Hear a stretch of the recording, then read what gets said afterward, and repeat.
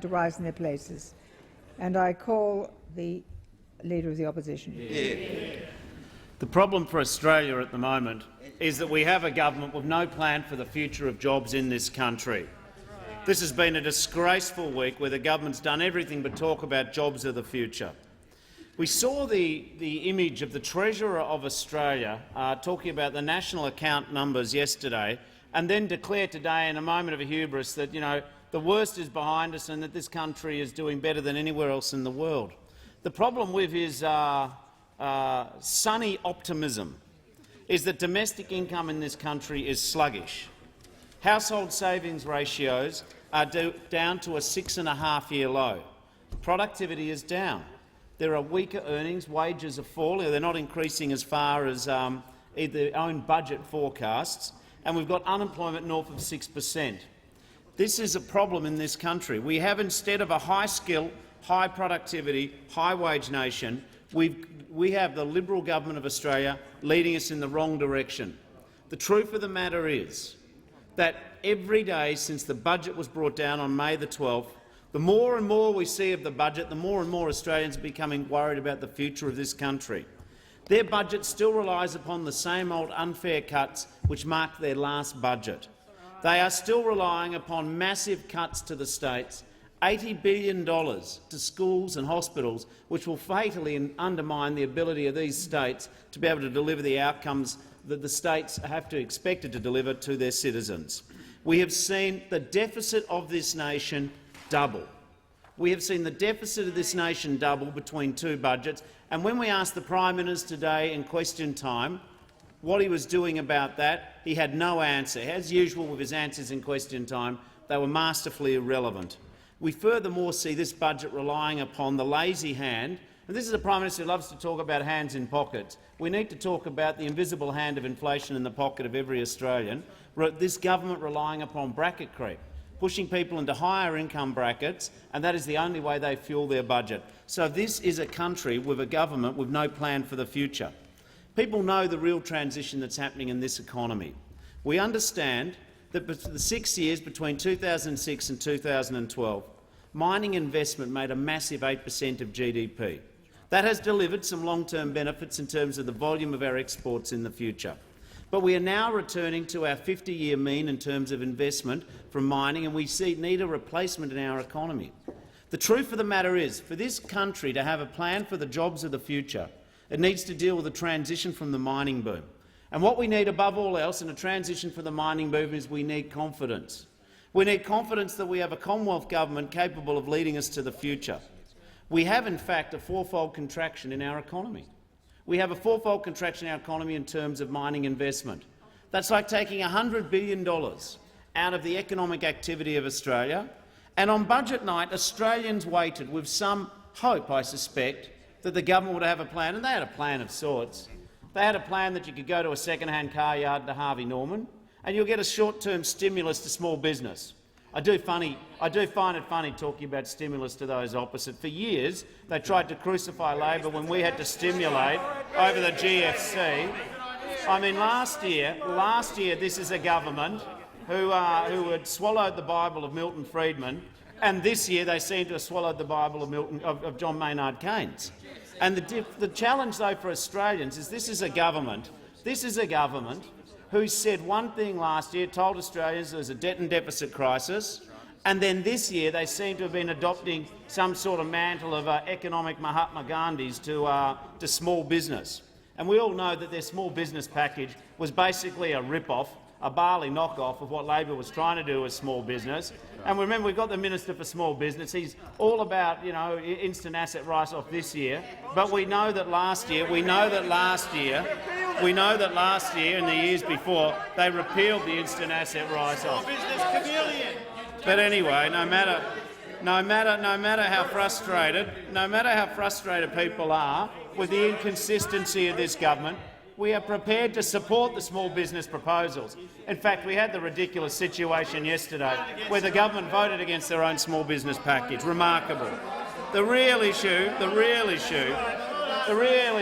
is that Australians know that there is no path to surplus of any credibility with this government. It is a map which Burke and Wills could have used to find their way home, but it is not a map for the future. We understand that the real changes going on in this economy, the transition from the mining boom to the non-mining boom. We also understand that we are fortunate to live in the neighbourhood of the fastest-growing region of the world. The world's centre of economic gravity is moving east at 140 kilometres each year. In the next 15 years, the world's middle class will more than double in size. 40% of the consumption of the world will be in Asia. Now, these are the issues of the future. The issues of the future which this government should be addressing is the rise of Asia, the impact of the digital age upon jobs and economic business and society in general. We've got an ageing of the workforce and an ageing of the population, and that is the most important trend.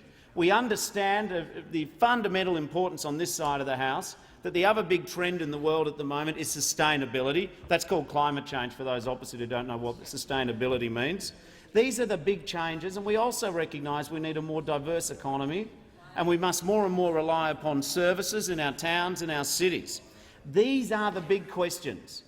And when we look at this pathetic imitation of a budget not designed to last 12 months, a budget held together with sticky tape and lacquer bands, a budget which repudiates any attempt of economic reform, higher spending than at any time since John Howard, doubling the deficit, we see the problems that this budget has. This is a budget designed to save 2 jobs, but not the jobs of the future of Australians. But Labor does have an alternative and positive vision. We fundamentally believe that if we improve our infrastructure, that is a lever that the Commonwealth can exert which helps improve and grow the Australian economy. We understand that public transport demand will double over the next 20 years, and public transport for those opposite includes buses, trains and trams.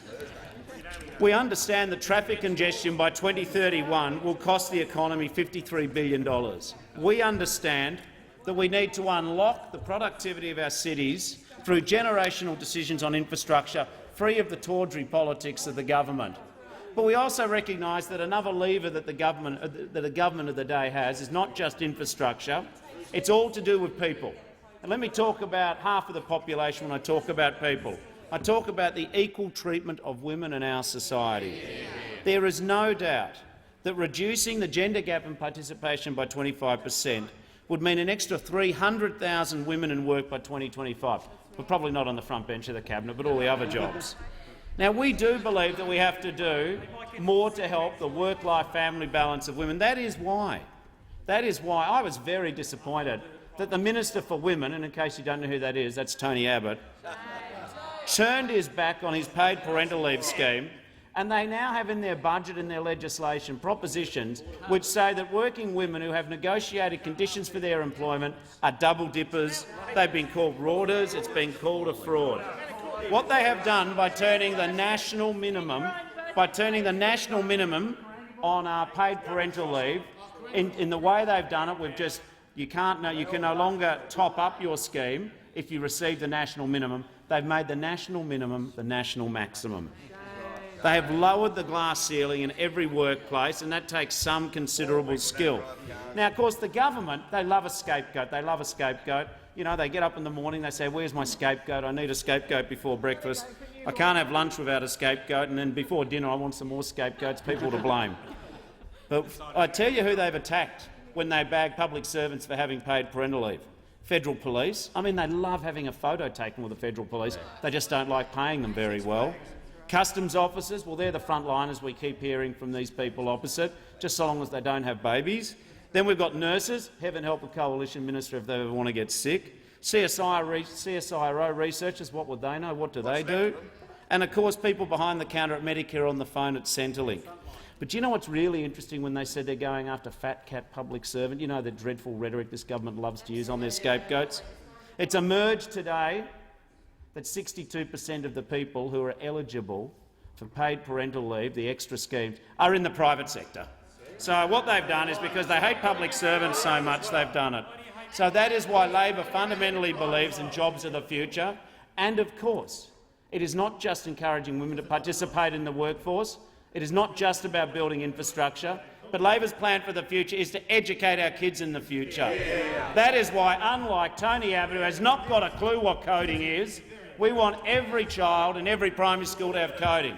We want 100,000 kids to be able to do science, technology, engineering and mathematics at university. We want a smart innovation fund. We've got a plan for the future. It's about skills, it's about infrastructure, it's about treating women equally.